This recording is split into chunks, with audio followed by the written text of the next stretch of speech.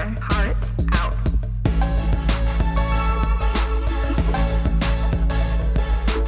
Hi, I'm Kayla Ogden. And I'm Rachel Sear. And this is Write Your Heart Out. Storytime. Storytime. Woohoo! Yes. So today, first, we're going to start with Rachel. It's the first poem that she wrote for that class that she was taking. Yes. Then my friend, who has a pen name now, her name is Jessie Wingate. She gave us a poem and she read it herself, which is extra points. And it's called The Beholden. Very cool. And then I'm going to read my story called #VanLife. We talked about this in a previous episode, like at the beginning of the pod. Yeah, and you gave like a little excerpt. Like you had read a tiny piece of it. Yes, I read a piece of it because, okay, so this is the episode called Challenge Accepted, I think. It was after Larry, and then we were starting to like take prompt things. Oh. But I don't think you were prompted for that one. You just, I don't remember why you wrote that one. It was, I don't God, know it's good. I can't wait to hear it again. why I wrote it, but I know that after I wrote it, I read it to my husband, and then he gave me feedback that I guess I didn't like. So then we went to Rachel's husband, and we recorded him giving different feedback that I wanted. And then we like played her husband. It was like we pitted our husbands against each other. I think it was in Challenge Accepted. I think you're right. So I guess a little, I can talk about it a little bit more once we get to the end, because I'm going to read mine at the end. I just know that our friend Reka listened to that episode and she reached out and she's like, Kayla, can I read the whole thing? Ooh. And then I sent it to her, which was really sweet. So I'm like, oh, maybe someone else would want to hear the whole thing too. Yeah, yeah. Well, I love hearing it. I've read it at least a couple times. I like it. It's a good short story. I think it's my favorite short story that I've written, and I've written maybe 3. Yeah. So I want to hear about the reason why you wrote this poem and, you know, what your professor had to say about it when you wrote it. So this is like when I was first starting the class, I learned that we were starting with poetry, and I remember like groaning in my head because I was like, ugh, poetry, as I've shared. I was like, this is the worst situation ever. It was 6 weeks of poetry. This is going to be torture. Whoa, 6 weeks. Yeah, it was a good chunk of poetry, the first half. So we like dove in, and Professor Tim, his name is Tim, he was great. And he was like, you know, I don't expect, you know, a polished piece of work. What we're going to do is start with something called mind mapping. And I found this technique of mind mapping so helpful. And obviously it wouldn't work for all types of poetry because it seems as though poetry has to come to you like really from within. Okay. You know, but this was a great technique for me, the way he taught it. So it was this mind mapping, and you made these like a bubble graph, right? So yeah, those are, yeah. Yeah, and it was really great. So he had us pair up with another person, and I was paired up with this guy, and he was like an older, I want to say he was Israeli. He was definitely in his 60s. He was a really sweet guy, and he was taking this as like a retirement project. Like he was just taking the class for funsies. So at first, like we're supposed to ask each other questions, like what are the 4 major plot turning points in your life, a time in your life that changed everything. And like, so we went back and forth and talked about it. And at the time I was like, am I going to have to write a poem about this dude? He didn't tell us where we were going with what this conversation was, but we were supposed to like take notes about it, right? Wait, you thought you'd have to write a poem about the old guy in That's your what I class? thought. Oh, yeah. damn. So then, that would be crazy. And we have like 5 minutes to like talk to each other about these pivotal points in our lives. He goes, okay, everyone, now who cares what that person said? What did you talk about? And what I ended up talking about was when I sold my bakery. So, you know, you write in the first bubble, selling the bakery, you know. Then he gave specific points that you had to work off of. So something that you saw every day during this point. And it could be, you know, it could be just one thing or it could be a few things. Oh. So I had chosen this painting on because every day I would see this painting on my wall that I have of Wayne Tybald's cakes. It's like all the different slices of cake. Then something that you would hear, like a song or like birds chirping, you know, whatever it is. And I had just put a specific song or podcast is what my bubble said. and then something spiritual that was during that pivotal point of your life. And so then you break off and put another little bubble that says spiritual. And, so you're... What was your spiritual thing? At the time, I had really, really, really loved hiking with my friends, and I didn't call it that, but I really felt like that was kind of my version of church, or like we would go on the weekends with our dogs, and it was just like the most peaceful, incredible feeling. And I still very much feel that way when I'm out like on a hike. Like that's my idea of like being as close to God. If I don't think I really subscribe to religion in any way, but that would be my closest to it. So at the time of selling my bakery, I didn't have any of that anymore. I wasn't able to go on hikes anymore. All of that had gotten so consumed with being able to run this business. My spiritual piece and you'll hear in the poem comes back to like wanting to be out there again and like being able to do those things. Okay.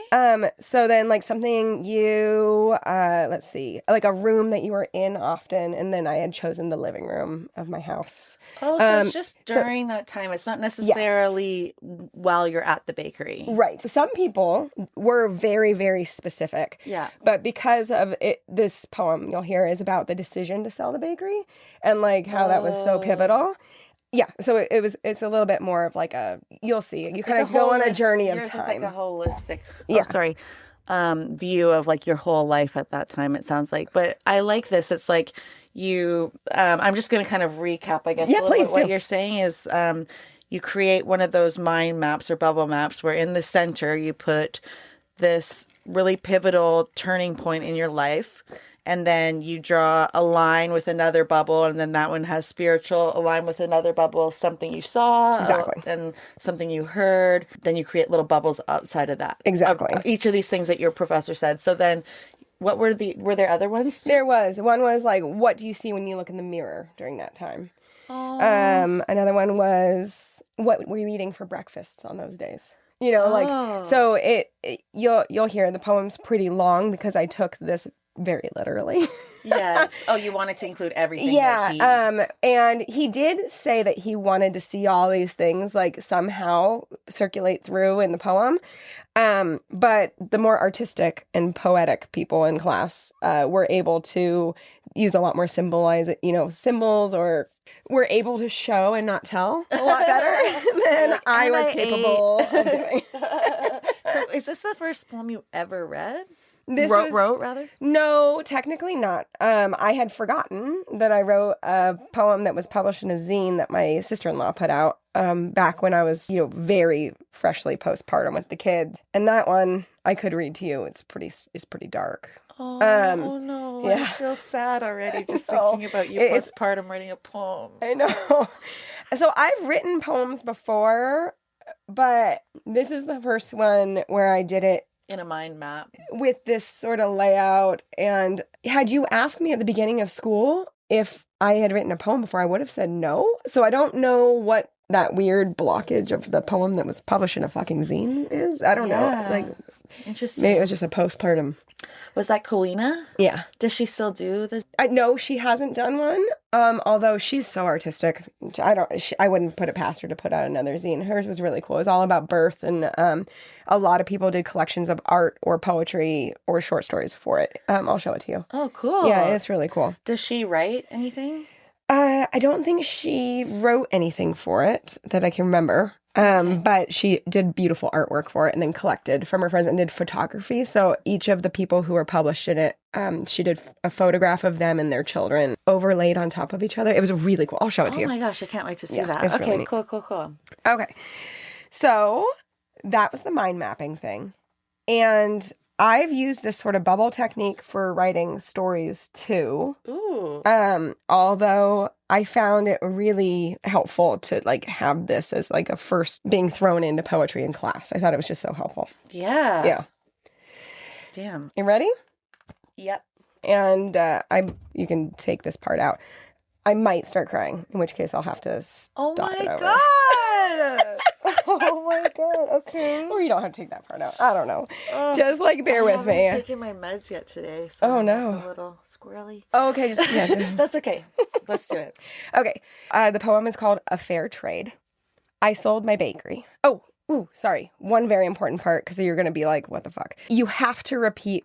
That was another criteria. You had to repeat one line in every stanza. Oh. So that was an important part. Okay. Yeah. Structure. Got it. Okay. I sold my bakery. I sold my bakery. My lifelong dream since childhood. Wanting to bake since I could pull up a stool. I burned my hands as a small child on oven doors and caramel, forever experimenting. What makes a cake rise? A normal question for an 8-year-old to ask. I wanted to be just like her, placing pecan turtles that sit pretty along the perimeter of a picture-perfect cake, chocolate sprinkles and buttercream rosettes. I sold my bakery. Tired eyes look back at me every morning. This identity has had a grip for so long I don't know myself without it. Are my veins now filled with ganache? Is my skin soft, light meringue? Is my doughy body made of malleable fondant? No. Cakes are beautiful works of art, and this is no cake. Hair unkempt, no longer blonde, just angry and exhausted. Delicate sweetness nowhere to be found, no time for makeup, just a splash of water will do. I sold my bakery. I no longer have time for the wild church I've always loved, the trails up mountains, a tri-colored curly-haired doodle at my heels, wet dirt, redwood canopies with light shining in, reminding me of how beautiful the world is. The breath of life inside of me has always been found amongst the trees. I need to get back to find my higher power, the moss and sapling. I sold my bakery. I sat and cried at the dining room table every morning, next to the art on my purple accent wall, cake slices, oil on canvas, weighed to bald. 2 eggs scrambled on a burnt tortilla. Sometimes I throw in salsa if I have it, but who am I kidding? There's no time to go to the store. Cake scraps by day, with the occasional fresh berry, a hungry raccoon by night eating in the dark, never enough nutrients for long hours, or my milk-filled breasts. I sold my bakery. I had held my swollen belly while I danced and sang at my seat, up far too late knowing the promised early morning, but Slash at his top hat and Axel singing every note. The first chords start playing and I knew I will sing in a voice that can't hold a tune. Sweet child of mine, every night, forevermore. The baby girl within me held more power. I can't do it. This is so sad. You had to sell your bakery. Okay. Sweet child of mine. Every night, forevermore, the baby girl within me held more power than any amplifier. With eyes of the bluest skies, as if they thought of rain. I'd hate to look into those eyes and see an ounce of pain. I sold my bakery. All I want is to be home. Okay. Okay. Jesus Christ. Okay. I sold my bakery. All I want is to be home with them, their little fingers and little toes.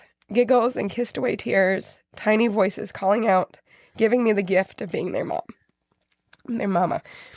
But I need to make my art. I need to keep constructing these magical creations that tower taller than every bride and groom. I want to continue to be the sweetest part of so many firsts, engagements, weddings, baby showers, babies' birthdays. This is also a gift, and I need more hours every day. I sold my bakery to a woman with wild hair and eyebrows that always looked angry. A woman that had a presence like no other. She took up a room by simply existing. With all of the grandiose, she still didn't last long, misjudging how hard she had to work. Her red lips, always made up with over-the-top lipstick, pursed in defeat. It was not just a piece of cake, was it?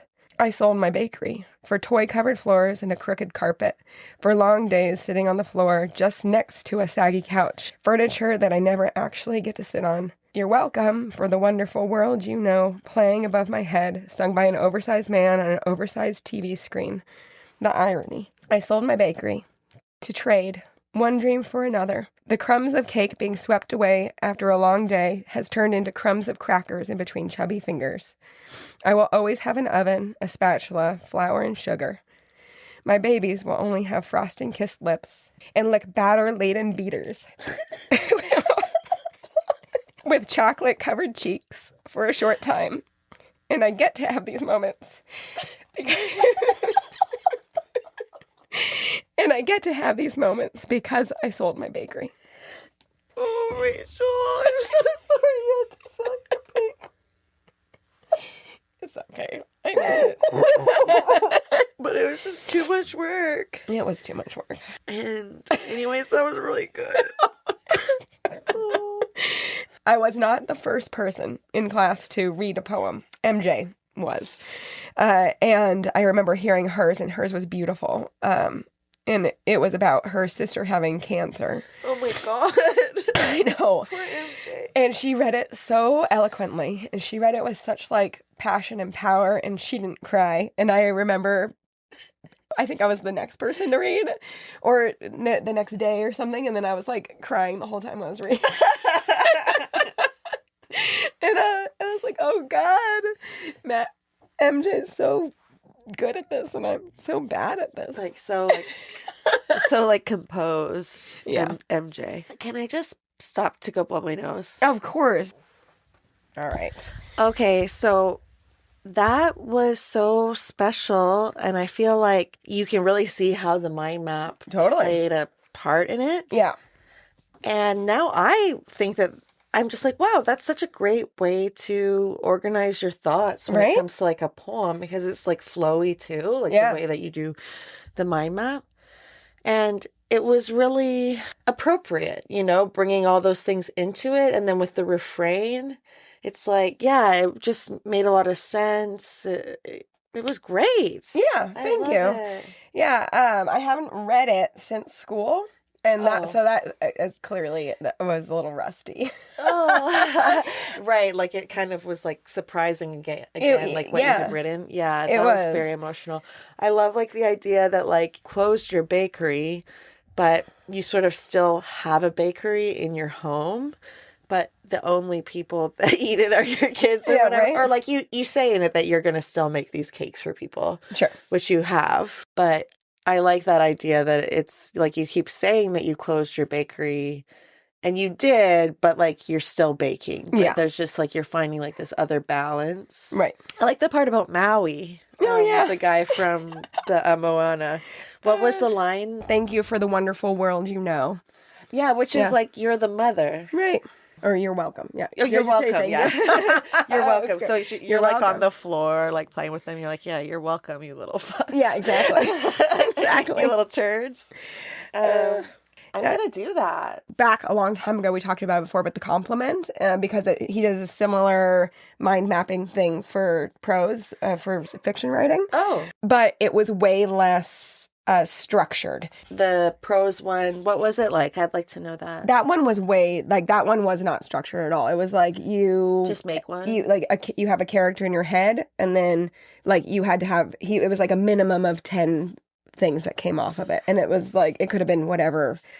But you started with the character? Yes. Yeah. Oh, that would be good for me. Like I kind of struggle with character development. But I need help with short stories. I wonder, because I started working on the wetness story. And okay, so we're going to keep going with the Storytime episode, but just a quick aside. I'm somebody that I think the first thing that I come up with when I write is a concept or like a hook. So the concept of the short story that I want to write is like this woman, whenever she gets aroused, she has goo. Okay. She's gooey with cyan and sparkly, glittery stuff in her underwear, in her parts. Yeah. And it's like, oh, I'm like, see, there's the story. But people are like, well, what happens in it? Though? Right. Like, and that's how I always start with something. My dad wrote an email to me, but to you about Blue. He did? Yeah. Holy Do you want to hear it? Okay, so sorry, I forgot about it until this very moment. Wow. Okay, so Rachel's dad, Dave, who we've heard from on a previous story time, who had sort of this like Poe-esque story. He just wrote me an email because I've talked about trying to write this story about the cyan and sparkly wetness. Yeah. Well, I mean, it's not a very, you'll see. Okay. Okay. Oh my God. Okay. So he sent this to me. He goes, Kayla's blue arousal trope reminded me of other times I've read it in science fiction. I remember 2 examples that I can share with you. Wow. Yes. The Blue Cocks from Margaret Atwood's Oryx and Crake. I've read that, yes. Okay. Oh, wow. He's an Atwood fan. Huh? Oh, he's a big reader. Okay, yes, I remember those blue cocks. Thank you, Dave. And then he highlights, refers did he use the word cocks? Blue cocks. Yeah. Oh, well, that's the word she uses. Okay. Sure. First, the genetically engineered crackers, a new genetically modified human species. They are designed by the character Crake to be a successor to humanity and have blue penises, an artificial and somewhat ridiculous trait that served as a symbol for their status and manufactured species. Yes. And then also from Google, the science fiction book's New Species series by Lauren Donner, the first book, Fury, introduces a race of genetically manufactured human-animal hybrids who turn blue when they become aroused. Details about the series are characters in the new species are a race of genetically altered beings originally created in a lab and abused for years and have recently escaped. Wow. The plot is that the books focus on a new species navigating human society, finding love and protecting their newly found freedom from the humans who created them. Good. And the blue trait, the physiological trait of their skin turning blue when aroused, is a distinctive feature in the species and a significant plot point throughout the series. So interesting that both of those authors, it was blue. Yeah. And like mine is bluish. Yeah. And I wouldn't automatically go to blue. Like if I had to pick the color of sex, it would be red or pink. Yeah, or like pink. a hot pink. Yeah, hot pink. Yeah. And yet we keep on writing about arousal being blue. I wonder what that is. Yeah. Ooh, that's deep. Yeah. Thank you so much. That series, the second series that he mentioned sounds so much like the kind of thing that I would want to write. Yeah. Wow. Okay, I have to read that. Before we get to Jessie, I just want to make the dog go away. Oh yeah. Okay. Sorry, the dog. Eugene has been scratching at the door. While she is making the dog go away, I will read Jessie Wingate's bio. Jessie is a florist by day, poet by night, and round-the-clock mom living on unceded Ohlone territory. Her work has been published or is forthcoming in Cimarron Review, Calyx, Chestnut Review, Allium, Mother Meg, California Quarterly, and others. You can read more of her poetry at jessiewingate.com. Wow. Okay, so this is great. I'm so happy to be listening to one of her poems, The Beholden. Jessie was somebody that I worked with years ago, and she is the one person. There were so many women my age, so many cool people that I worked with at Escaleto. And she's the one person that I feel like I still have sort of like an emotional tether to. And we live on opposite sides of the bay, but I just love her and I always will. So let's see what The Beholden sounds like. The Beholden. I am a glutton for beauty, and I can find it in most of what I see. I lit like a crow for sparkle, every human body, beautiful in its waddle, every flower I've ever met, certainly every cake and pizza pie. The timbre of train song bakes a bread rising in my throat, the bravado of a finch, there on the ground, in shocking risk. The toll of a rhyme rolled in my mouth like wine from a bell-shaped glass. Music. I feel it in the pulse of windows lit at night, or the glaze of water worn like a gown. Have you ever looked down in the shower? Those are easy, but what about the crack-lacquer of asphalt, graffiti tagged street side? The smell of diesel and aged piss when taken together has a certain joie de vivre, a holiness.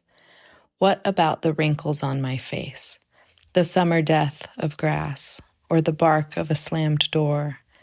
I can see it in the mouse-dun color of that one kind of lichen, almost invisible against the boulder, yet yielding an electric violet dye. Roll me in trash and glass petals, fill me with fondant profanities shouted in the street, give me the blue cheese and all the kinds of bodies. Belch me into laughter, wrap me up in paper like a day-old baked good. Take me to the river and wash me not in soap, but cover me in all the matter, the ash and brown. Tell me that the war is over, the one we wage against the ugly. Love that. Oh my God, I fucking love that. That was great. That was really beautiful. The idea that not only perfect things are beautiful and that the asphalt and the fumes and the piss together have a certain joie de vivre. I think that some people have such a higher tolerance for like gross stuff Mm-hmm. than me. Sure. And I kind of like to see that. Like, so Jessie isn't this way, but like a gutter punk kind of a person Sure. Yeah. who has like stretched out earlobes and sends people pictures of their poop in the toilet. Right. And, like these kind of people Yeah. who can get into both, like the really beautiful things and the scummy things, and like they're not afraid of embracing all of it. I admire that. There's that line like the bark of a closed door. Yeah. That's exactly what my teacher used to talk about. Really? Just like you can hear that, like Yes. the slam. Yeah, like a bark. But I would never put those words together in my own head. Yes, Like, but it's both just so of them, cool. yeah, but both the slam and the bark are so like immediate. Yeah, right. Like they just sort of like happen so fast. Really, really great writing. Or like the being a day old baked good wrapped in paper. Like all of it, what great imagery. Yeah. Good, great. And I loved the bird, the red bird, like on the ground. Yeah. And how the risk Right. of that was like startling to her, which is it can be so startling to see something alive in a risky situation Sure, or of like in course. peril. Mhm. Like if you saw like somebody on a train track, like walking on the train track, and you knew like that Yeah, right. feeling is so visceral. Damn it, that was so good. Thank That you, was Jessie. good. Okay, wait. I know that we talked about it before we started recording, and then I walked out to take care of the dog. Did you share that her published that she's been Yes, published? that she's been published, Yeah, okay. in all these different places. That's so awesome. Good So for the you, Jessie. coolest, This is and amazing. yeah, you really, I can see why. I can see why. These editors and the people who want to publish your work and pluck it out of the piles and stuff, I can see why your work stands out for sure. Amazing. Okay, so now I guess I have to follow that with something totally different. Yeah, we're switching gears. Switching gears. So this is the van life story. This was, I think, my first short story that I ever wrote. Mm-hmm. My husband felt that right. there's some violence that happens in this story that he felt like it wasn't really earned. And then Rachel's husband felt like he could see that coming and that it made sense that a character would be violent. And we had like a whole sort of chat about that on a previous episode. And so I'm going to read it now. So the title is #VanLife. And after I read this, I'm going to publish it on our Reddit. Okay, #VanLife. I'm the only psychiatrist in the shared office space that sees clients in the evening. A lot of folks can only come to therapy after their work days. It feels good to be available to those people so they can get help. I have a full client list. Clayton is a rakish 25-year-old man who pays $270 out of pocket bi-weekly to sit in my office where I try to figure out if he's lying to himself or just me. At first, I found his behavior toward women creepy, if not truly alarming. But over the last 6 months, he has won me over. He loves women deeply and recklessly in a way that only exists anymore in the romance novels of the 1980s that I pluck off of thrift store shelves. Even if I could share the details of our sessions, I would never admit to anyone that he turns me on. Sometimes I wish Clayton would fall in love with me so I could be loved like that. Ridiculous, I know. I'm a 60-year-old woman with a mole on my neck and tits that take an industrial-sized bra to hike up off my stomach. Still, the erotic part of my brain has not altogether atrophied.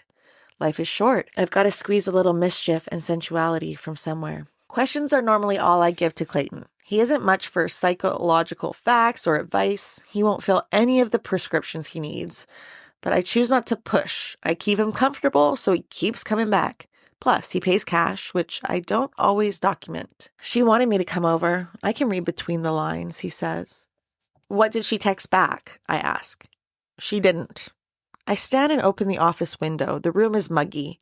The street lights in the parking lot pop on in the dusk. Are there lines to read between if she didn't text anything to you? I ask. Absolutely. The between was all I had to go on. My girl has different kinds of silences, and the silence this morning meant that she wanted me to come by. I had her location on my phone, so I knew where she was parked. She would have turned that off if she didn't want me to come over. I suppress a grimace and take a sip of my tea. And how did she react when you showed up at her van? What time did you say it was? It was 5 a.m. She was, I said, come on out here. I don't want to crawl around in your vehicle. I said, well, you're up now, aren't you? My daughter, Casey, had been talking about buying a van for weeks. She showed me Instagram posts under #vanlife, images of thin bohemian white couples drifting around America, documenting their poetic journeys of self-discovery, believing they were shirking late-stage capitalism. She said, Mama, I can make money just by chronicling a summer road trip. She was Gen Z explaining to me, but I knew what an influencer was. Finally, I made her a deal. I transferred her the money for her flights to Europe and her Eurail pass so that she would go with Soma and Chloe like she originally planned. She would go to all the iconic, read-safe, touristy places in Europe with her best friends in tow. This story of Clayton's was confirmation that my meddling into Casey's plans had been right. Had she bought the van, she might have had some unhinged man banging on the window of her van in the morning when she was trying to sleep. At least the woman Clayton was involved with would be older, rougher around the edges, a true transient, more equipped to deal with a stalker than a soft daughter like mine. I can't remember which woman he was talking about just now, but Clayton had a type. Older women who were down on their luck. I usually don't do this, but I decide to offer a nugget of truth. Humans are actually really bad at guessing what others are thinking and feeling. Do you believe that? Does that resonate with you? Clayton scratched the scruff on his cheek. Most people don't know their ass from their ankles. But someone like me, when I have a divine connection with a woman, I can hear her thoughts and feel her feelings. I'm an empath. It's like a gift, especially if I've made love to them. Sex creates a soul tie. That's in the Bible. All the holy books say it. I almost laughed. Did the women Clayton courted fall for this crap? This was always the uncomfortable part of Clayton's stories. When the woman is resisting and I don't know how it's going to go. I shifted in my chair. I like to hear him describe the women, all of the specific little things he loved about them. I'll never forget his description of one lady's hips. I wanted to circumnavigate her like an undiscovered world, but he wasn't giving me that today. Then she let me have the keys and I drove her around a bit. Windows down, sunrise, air in my hair. I nod. I like it when his stories take on this melodic stream of consciousness style. He might be a good writer if he had any discipline. He went on. Goosebumps on her legs. Buckle up. We're going to Tijuana. My eyes go wide. You went to Mexico together on a whim? He chuckled. Dr. Nelson, I'm here, aren't I? I roll my eyes. Point taken. You couldn't have driven to Mexico this morning. I wanted her to think I was taking her to Tijuana so that when we got into the hills, it wouldn't seem so far. I'm not supposed to appear to pass judgment, but I do. I think this guy needs therapy. Then I remember that's exactly what he's doing here. He should really see someone else, someone less lonely. Time's up, no? He gestures towards the clock on the wall. Time is up. I guess I won't be hearing the spicy part. Aw, doctor, you want to hear the rest, don't you? Maybe you should be paying me instead of the other way around.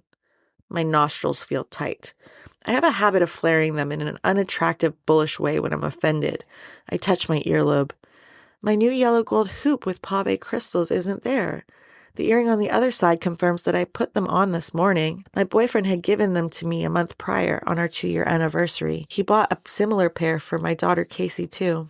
Only they were white gold. Clayton is still talking. This one's funny. She was hollering and I told her, no more of this Taylor Swift shit. I'm putting on Bohemian Rhapsody, and maybe it'll sound like you're singing karaoke. I lean over my chair and scan the carpet for my earring. It worked. It was like background vocals. Mama, ooh. Why is he singing now? He's acting strange.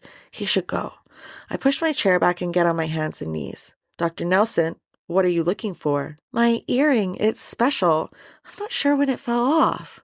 At the side of the desk, I sweep my arm under the drawers, but when I look up, Clayton is crawling toward me, his shoulder blades like a jaguar as they roll up and down. I freeze in my tabletop position. He reaches and holds out his hand. I cut my hand, and he lets the golden hoop tumble down his palm into mine. He stands. Thank you, I say, and sit back on my heels to fasten it to my ear. Then I look up at him. You look good like that, he says. I blink. Was something happening between us? I'm speechless. The moment stretches on. My breath quickens. He takes a step toward me. Will he take my head in his hands? He reaches for my hand, and I let him help me to my feet. The tension between us dissipates for a moment, giving me a chance to resist. Right, I'm sorry to cut you off in the middle of your story, but can we pick up there in a couple of weeks? I'll put a pin in it, he winks. Clayton, did you say she was hollering? He shrugs and leaves the office, not bothering to shut the door behind himself. I hear him singing that same refrain from Bohemian Rhapsody again as he leaves. Mama, ooh, didn't mean to make you cry. If I'm not back again this time tomorrow. As I go to shut the office door, I see my next client sitting rigidly on the couch in the waiting room, her head turned to the entrance that Clayton just left through. I'm sorry, Petra, that went on a little long. Come on in. She stands and places her magazine back on the stack on the coffee table. He was odd. She laughs unconvincingly. She got a bad vibe from him. When she enters the office and sits down, she shifts in her seat and pulls a set of keys out from under her bottom. Did he leave these? She holds them out to me. I take them from her and look out of the window. He's not in the parking lot. I glance down at the tangle of feminine keychains. I don't think so, I say, as I place them on my desk and open up Petra's file on my laptop. When our session is over and Petra has used half of my tissues, she thanks me and leaves. I look at the keys on my desk. Amid the charms, there's a glittery lavender boot with the initials TS on it. It's a miniature of the ones Taylor Swift wore when Casey and I saw her on the Eras tour. I run my thumb along the rhinestones and my stomach drops. There are 2 basic brass keys and a larger silver one with the Volkswagen logo on it. There's a light knocking. Petra is in the doorway. I'm finding so many treasures in your office today, she says. She hurries over and places a golden hoop earring on my desk. See you next time. My fingers fly to my earlobes as Petra walks out. Both hoops are hanging there. I take the left one out and place it next to the other on my desk. The one from my ear is white gold. The one on my desk is yellow gold. Clayton didn't find my earring. He gave me Casey's. I rummage through my purse until I find my phone. I enter the passcode with a shaking finger. Fuck, I say as I navigate through the disorganized icons, trying to remember how to find the location sharing app. Finally, I pull it up, and there's a dot that is Casey's location, the only one shared with me. It is on a long line surrounded by green. I zoom out and see that she's somewhere to the east of the city. Not so far as Tijuana, but the hills. Mama, Mama. She was hollering for me. Is the dot moving? I zoom in. It isn't moving. I grab my purse and stumble out of the office, down the hall, into the parking lot, to my car. I plug my phone in and make the car navigate to the dot on the phone screen. The dot that is my daughter, or at least her phone. I instruct my car to call her continually. She's not picking up. I'm getting close now, following the dark, winding road up the city glittering below. My high beams are on, and my eyes scan back and forth, looking for Casey on either side of the road. If she did buy a van, she can't start it. She doesn't have her keys. Call Casey, I scream. Calling Casey, my car's honeyed voice says for the umpteenth time. Dr. Nelson. Clayton's voice surrounds me from my car speakers. Clayton, what the fuck are you doing with Casey's phone? You know, he puts on a mocking female tone. Humans are actually really bad at guessing what others are thinking and feeling. I see it turn out ahead and I press the brake to slow my speeding car. I crank the wheel and pull it in beside the same van that Casey had described as the one she wanted. I burst out of the car and run to the van, pounding on the windows, screaming. As I take a breath, I hear my daughter's laughter. I sprint around the van and see Casey and Clayton sitting on a concrete barrier overlooking the city. They've turned to me. Casey is inexplicably smoking a cigarette. Tears stream down my face. I double over and grab my knees, catching my breath. Thank God, thank Jesus, I say. Oh my God, Mama, calm down, Casey yells with laughter in her voice. See, I told you she'd bring them. No big deal, Clayton says, squeezing her thigh. Do you have my keys? Casey asks me. I straighten and fish her keys from my pocket. I do, I say.